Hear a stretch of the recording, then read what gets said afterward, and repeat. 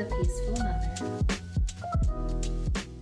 Hello and welcome to The Peaceful Mother, where I empower you to go from reactive parenting to proactive parenting, helping you heal old wounding and teaching you to regulate your nervous system so that you can show up as the peaceful parent that you aspire to be. I'm Emily Delworth. I am a parenting coach, a trauma recovery coach, and I'm also author of The Angry Mom's Guide to Self-Regulation. You may already know me from my social media pages. Whether you are new here or not, I am so glad that you decided to click on this video. Before we get started, please remember to like, comment, and share this video so that we can get this content out there to as many parents in need as possible. Thank you. Let's do this. All right, so today I want to talk about testing our nervous system. Now, if you already follow me, you've probably heard me talk about this, and you're probably like, what the heck are you talking about? So being able to test our nervous system is really, really handy for anybody, but especially for those who are new to somatic work and new to connecting with their body, who have a hard time really identifying kind of the sensations that their bodies are giving them. And so if that's you, and even if that's not, the beautiful thing about testing is that we can get accurate, direct information as to whether the somatic techniques that we are practicing are actually benefiting our nervous system or not benefiting our nervous system, or maybe we're just kind of having a neutral response to them. So before I get into how to test our nervous system, I want to talk briefly about this concept of testing or assessing our nervous system and where it comes from. So the concept of assessing, or the practice of assessing our nervous system, comes from neurosomatic work. So neurosomatic work really melds applied neurology with somatics, with neuropsychology, with the vagus nerve knowledge that we have. So all of this research has kind of been melded into one big, wonderful super pot of research and skill, and turned into what we now know as neurosomatic work. So let's go ahead and get into how to test our nervous system. All right, so sometimes we might be sitting, sometimes we might be standing for these tests. It really depends on the somatic technique that you're going to be doing or the breath work that you're going to be doing. So I'm going to go ahead and stand. So I'm just going to give you a few simple ways that you can establish your baseline and then test after, and then we'll get into kind of when to use this and why and all of that. So one technique that we can use to establish our baseline is a simple rotation. So if you're sitting, this one comes in really handy, and it's just a simple head rotation. So you're going to turn your head and you're going to really notice, what am I looking at in front of me? So for me, I'm like, okay, there's the closet door hinge. Then you turn back the other direction and you notice, okay, what am I looking at? I am looking at the edge of the wall out the window. Okay. And it's always a good idea to do more than one test or establish your baseline using more than one technique before moving on. So the head rotation is one option. You've also got a trunk rotation, so you can put your hands out in front of you. I like to kind of make a little bit of a gun with my hand, and it's directly in front of me, and I'm just, with my feet planted on the ground, I'm turning my at my hips, and I'm looking, again, what am I looking at right in front of me? So, okay, I'm right at the edge of this mirror in front of me on the wall. And then I'm turning back the other direction. Okay, I am looking at the spot on the wood there. Okay. Now, another option is to go ahead and do a forward fold. And we always want to be careful not to hyperextend our knees, so keep a slight bend, otherwise your legs are straight. And again, I'm looking at how far down am I getting. So for me, my fingertips are it's a little more than my fingertips. I was kind of like this on the ground. So you want to really notice, okay, are my fingers at my ankles, or are they at my knees? Are my hands flat on the ground? You're really assessing, okay, how far am I getting?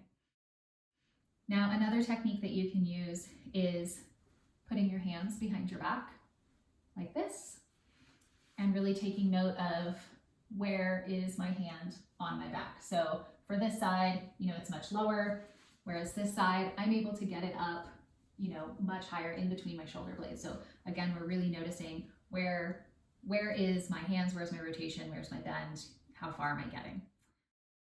Now, the last way that I will share with you today is by simply assessing your pain level or your discomfort level. So let's say maybe you have some back pain or a headache, whatever it might be. You want to kind of rate that, on a scale of 1 to 10, how bad is my headache or how bad is my backache? And you're really assessing that pain level. And then after you do your technique, you'll obviously reassess. So now let's get into how do we use these techniques? When do we use them? When doing our breath work and our different somatic movements.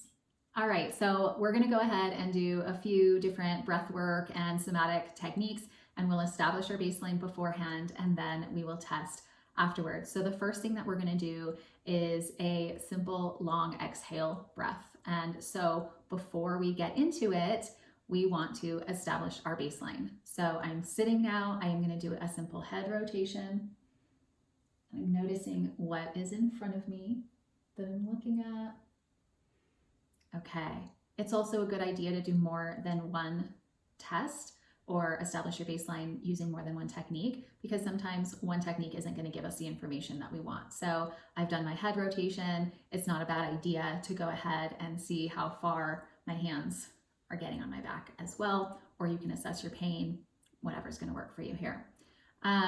So now that we have established our baseline, let's go ahead and do a long exhale breath together. The way we do this is we're going to breathe in through our nose for a count of 4, and we're going to breathe out for at least a count of 8, or as long as it takes to empty out your lungs completely. So let's go ahead and do that together.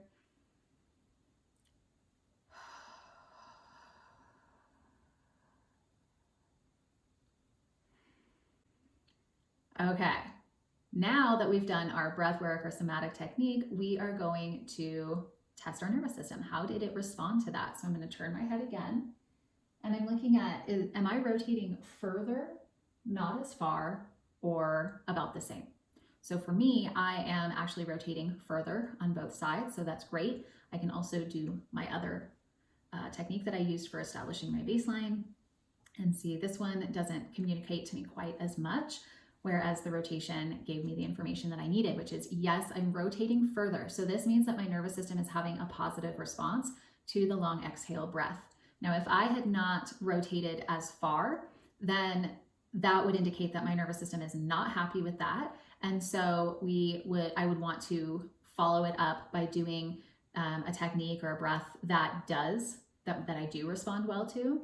And we always want to end on a positive note. We don't want to go out into the world further dysregulated than more dysregulated than when we started.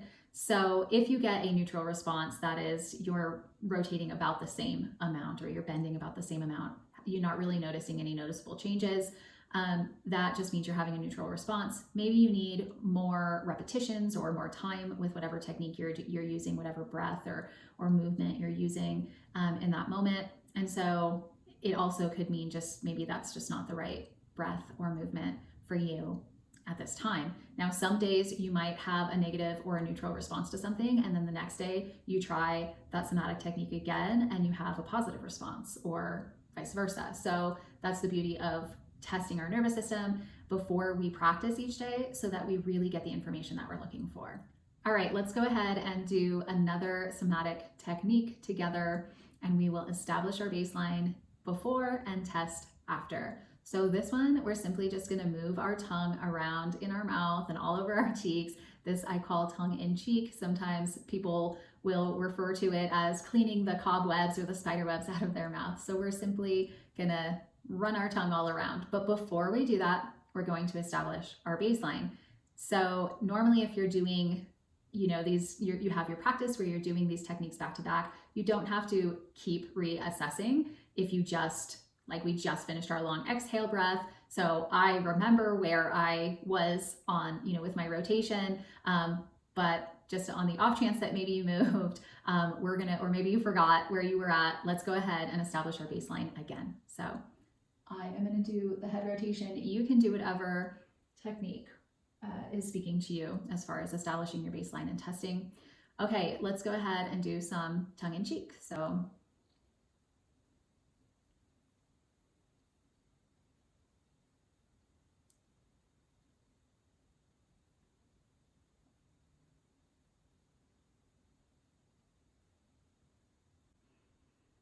Okay, let's go ahead and reassess. Let's test that nervous system. I'm going even further and further every time.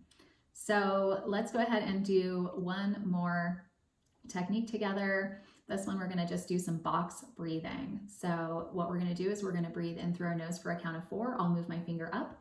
Then we're going to hold our breath for a count of 4. I'll move my finger over. Then we're going to breathe out through our mouth for a count of 4. I'll move my finger down.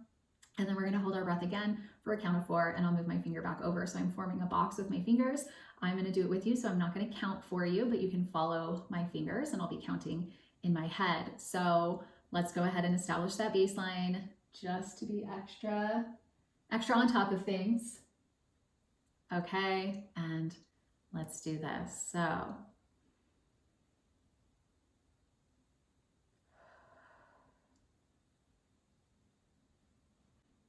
all right, take a breath and let's go ahead and test that nervous system. All right, I feel like I am rotating about as far as I can go at this point, and I think you get the idea as to how to use testing and when to use it, and I'm hoping that you're seeing the value in it as well. Let me know what you think in the comments, and please reach out to me if you have any questions, and of course, check out the gurus, the creators of this research and this knowledge at neurosomaticintelligence.com.